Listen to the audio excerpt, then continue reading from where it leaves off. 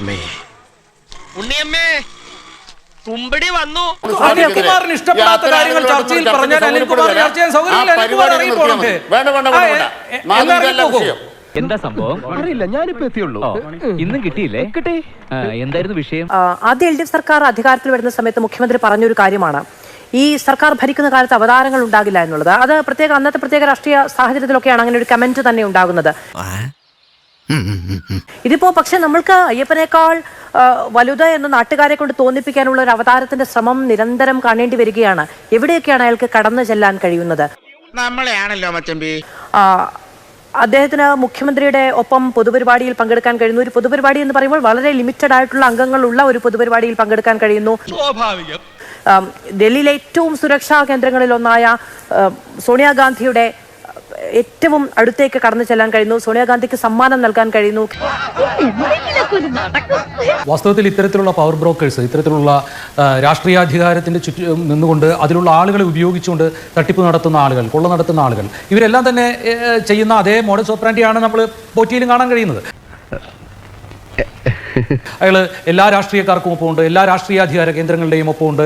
അയാൾക്ക് മുഖ്യമന്ത്രിയുടെയും സോണിയാഗാന്ധിയുടെയും ഒക്കെ ഓഫീസിലൊക്കെ കയറി ചെല്ലുന്നതിന്, അവരുടെ കാര്യാലയങ്ങളിൽ കയറി ചെല്ലുന്നതിന് വളരെ സുഗമമായ പാത ഒരുക്കുന്നതിന് അവിടെ ആളുകളുണ്ട്. എന്തോ കുത്തി പറയുന്ന പോലെ എനിക്ക് ഫീൽ ചെയ്യുന്നുണ്ട് കേട്ടോ. കുത്തിയില്ലല്ലോ, കുത്താൻ പോണല്ലേ ഉള്ളൂ. ഇതെല്ലായിടത്തും ഉണ്ട് ഇത്തരം ആളുകളൊക്കെ. ഇത്തരം ആളുകൾ നിങ്ങളുടെ രാഷ്ട്രീയാധികാരവുമായിട്ട് ഇടപെടുന്നതിനെ നിങ്ങൾക്ക് ഏതൊക്കെ രീതിയിൽ നിയന്ത്രിക്കാൻ കഴിയും എന്നുള്ളതാണ് നിങ്ങളുടെ രാഷ്ട്രീയമായ ഇന്റഗ്രിറ്റി, പൊളിറ്റിക്കൽ ക്രെഡിബിലിറ്റി ആൻഡ് ഇന്റഗ്രിറ്റിയെ സൂചിപ്പിക്കുന്നതാണ് നിങ്ങളുടെ രാഷ്ട്രീയ മൂല്യബോധം.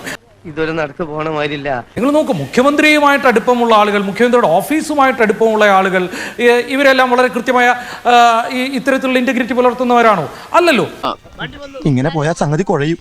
ശരി. അപ്പോൾ മുഖ്യമന്ത്രിയുടെ മകൾക്ക് ഈ കരിമണൽ കർത്ത എന്നുള്ള ഒരു അപരനാമത്തിൽ അറിയപ്പെടുന്ന ഒരു കരിമണൽ വ്യവസായിയുടെ സ്ഥാപനത്തിലെ കണക്കുകളുടെ എക്സൽ ഷീറ്റും വേർഡും ഒക്കെ മെയിൻറ്റെയിൻ ചെയ്യുന്ന പണിക്ക് അവർക്ക് കരാർ കൊടുത്തതിന് കോടിക്കണക്കിന് രൂപ അവർക്ക് കൈമാറ്റം ചെയ്തു എന്നുള്ളത് അത് നിയമപരമായ മാർഗത്തിലൂടെ കൊടുത്ത ഒരു സേവനത്തിന് കൊടുത്ത പ്രതിഫലമാണ് എന്ന് വിശ്വസിക്കുന്ന ഒരുപാട് മനുഷ്യരെ ഉണ്ടാക്കാൻ ശ്രമിച്ചുകൊണ്ടിരിക്കുകയാണ് CPM-കാർ. കേരളത്തിൽ പാരിസ്ഥിതിക ലംഘനത്തിന്, വ്യവസായ നടത്തിപ്പിലെ നിരവധി നിയമലംഘനങ്ങൾക്ക് ആരോപണം നേരിടുന്ന ഒരു വ്യവസായിയിൽ നിന്നാണ് മുഖ്യമന്ത്രിയുടെ മകൾ ആ സേവനത്തിനുള്ള പ്രതിഫലമായി എന്നുള്ള മട്ടിൽ നമുക്കൊക്കെ കാണാൻ കഴിയുന്ന പോലെ വളരെ കൃത്യമായിട്ടുള്ള ഒരു തട്ടിപ്പ് കരാറാണത്. നിർത്തി അവമാനിക്കുവാണെന്നേ. നിയമപരമായിട്ട് നോക്കിക്കഴിഞ്ഞാൽ ഒരുപക്ഷെ നിയമപരമായിട്ട് നിലനിൽക്കും, പക്ഷേ അത് വാസ്തവത്തിൽ ഒരു തരത്തിലുള്ള അനധിക്കലായിട്ടുള്ള കോഴ എന്ന് തന്നെ വിളിക്കാവുന്ന ഒരു സാധനമാണ്. അങ്ങനെയുള്ള ഒന്നിലാണ് മുഖ്യമന്ത്രിയുടെ മകൾ ഇടപെട്ടത്. നമുക്ക് എന്തെങ്കിലും പരാതി, CPM-കാർക്ക് എന്തെങ്കിലും പരാതി ഉണ്ടായോ? CPM-ന്റെ നേതൃത്വം അതിൽ ഇടപെട്ടോ? ഇല്ല. സത്യമാണെങ്കിലും എനിക്ക് അംഗീകരിച്ചു കൊടുക്കാൻ പറ്റുമോ? അതായത് ഇത്തരത്തിലുള്ള പൗരപ്രമുഖന്മാർക്ക്, അത് പോറ്റ് മുതൽ ഈ പറയുന്ന കരിമണൽ വ്യവസായി വരെയുള്ള ആളുകൾക്കെല്ലാം ഇത്തരത്തിൽ മറുപടി പറയാം.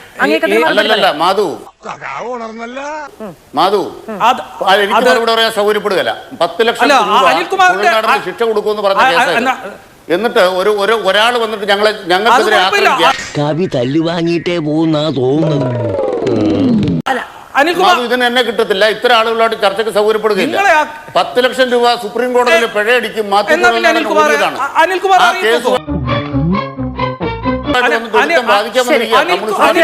ഇഷ്ടപ്പെടാത്ത കാര്യങ്ങൾ ചർച്ചയിൽ പറഞ്ഞാൽ അനിൽകുമാർ ചർച്ച ചെയ്യാൻ സൗകര്യമില്ല. അനിൽകുമാർ അറിയിപ്പോണേ.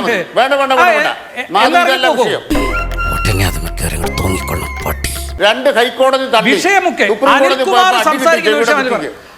ഹൈക്കോടതിക്ക് അടി വാങ്ങിച്ച മാത്യു കുഴൽനാടൻ എന്നിട്ട് ഒരാൾ വന്നിരുന്നിട്ട് വിളമ്പ് കാണും.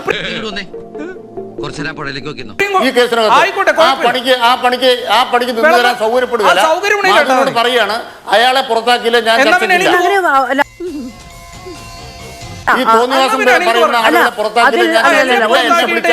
ഞാൻ പറഞ്ഞോട്ടെ ഇനി ഇവന്മാരെ അങ്ങനെ വിടാൻ പറ്റില്ല. ഞാൻ ഈ പറയുന്ന തെമ്മാടിക്കൂട്ടത്തോടൊപ്പം ചർച്ചയ്ക്കില്ല. അത്തരം പരാമർശങ്ങൾ പാടില്ല. അത്തരം പരാമർശങ്ങളെ പാടില്ല.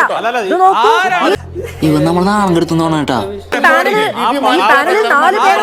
ഈ പാനലിൽ 4 പേരുണ്ട്.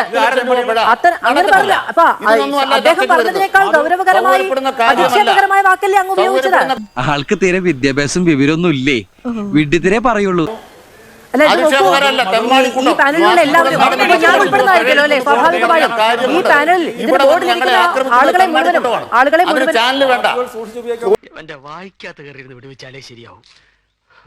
ഒരു ചാനലും വേണ്ട ഇവിടെ. ഒരു ചാനലിലും ഞങ്ങൾക്ക് ചാനൽ വേണ്ട എന്നൊക്കെയുള്ളത് വല്ലാത്ത തിട്ടൂരമായി പോയി. അല്ല, ചാനൽ അങ്ങനെയൊന്നും പറ്റില്ല. നിങ്ങളോട് എനിക്കൊരു ദേഷ്യമില്ല. വിവരമില്ലായ്മ ഒരു കുറ്റമല്ലല്ലോ. അതെ, ഒന്നാമത്തെ കാര്യം എനിക്ക് പറയാനുള്ള ഒരു കാര്യം, ഒന്ന് വഴങ്ങുമോ?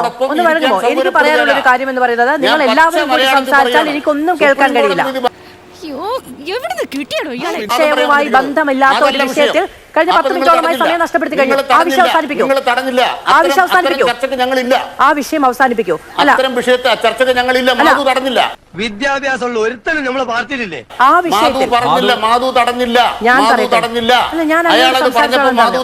ഞാനൊരു കാര്യം പറയട്ടെ. ചർച്ചക്കല്ല ഞാൻ വന്നത്. ഞാനൊന്ന് പറയട്ടെ. എനിക്ക് അറിയാൻ മേലാത്തോണ്ട് ചോദിക്കുക.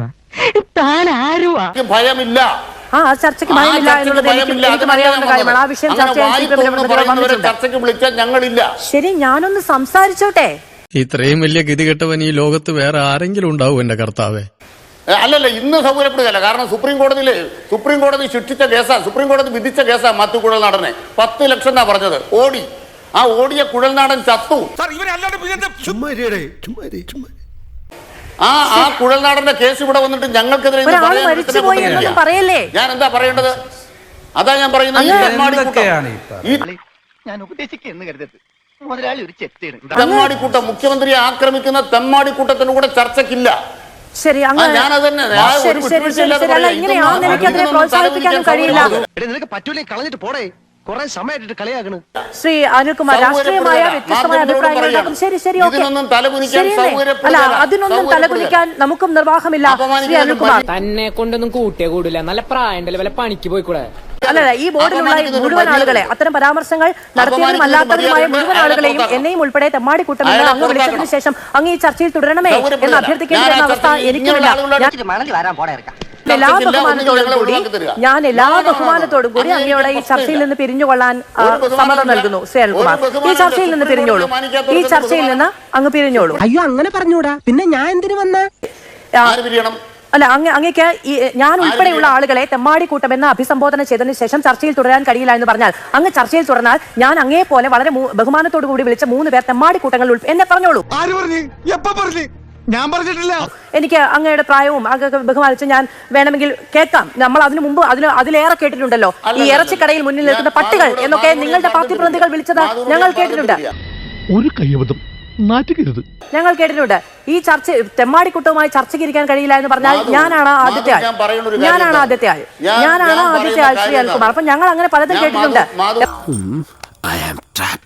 ഇറച്ചിക്കടയ്ക്ക് മുന്നിൽ നിൽക്കുന്ന പട്ടികൾ എന്ന് ഞങ്ങൾ കേട്ടിട്ടുണ്ട്. CPM-ന്റെ നാവിൽ നിന്ന് തന്നെ കേട്ടിട്ടുണ്ട്. അതെ, ശരിയാണ്.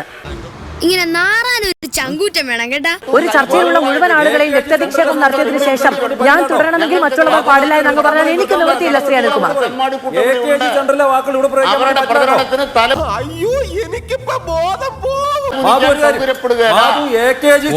ഒന്നുകിൽ അനിൽകുമാർ പുറത്തു പോകണം, അല്ലെങ്കിൽ മാപ്പ് പറയണം. ഒന്നുകിൽ അനിൽകുമാർ മാപ്പ് പറയണം ആ പദപ്രയോഗത്തിന്, അതല്ലെങ്കിൽ അദ്ദേഹം പുറത്തു പോകണം.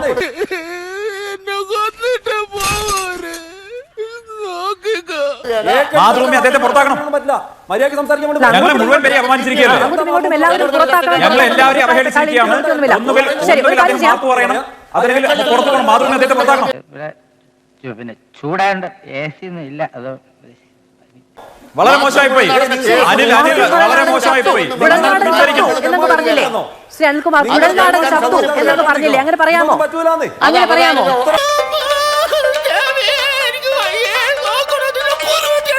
ഒരു കാര്യം ചെയ്യാം, ഞാൻ ബഹുമാനത്തോടു കൂടി വിളിച്ചു വരുത്തിയ പാനലിസ്റ്റുകളാണ്. ഒരു മനുഷ്യനെയും ഞാൻ ഈ ചർച്ചയിൽ നിന്ന് ഇറക്കി വിടാൻ ഉദ്ദേശിച്ചിട്ടില്ല. ഞാനൊരു ഇടവേള എടുക്കുകയാണ്. ജനാധിപത്യപരമായ ചർച്ചയ്ക്ക് താല്പര്യമുള്ളവർക്ക് തുടരാം. ഇടവേള. തൽക്കാലം ഇത്രയും മതി. വരട്ടെ.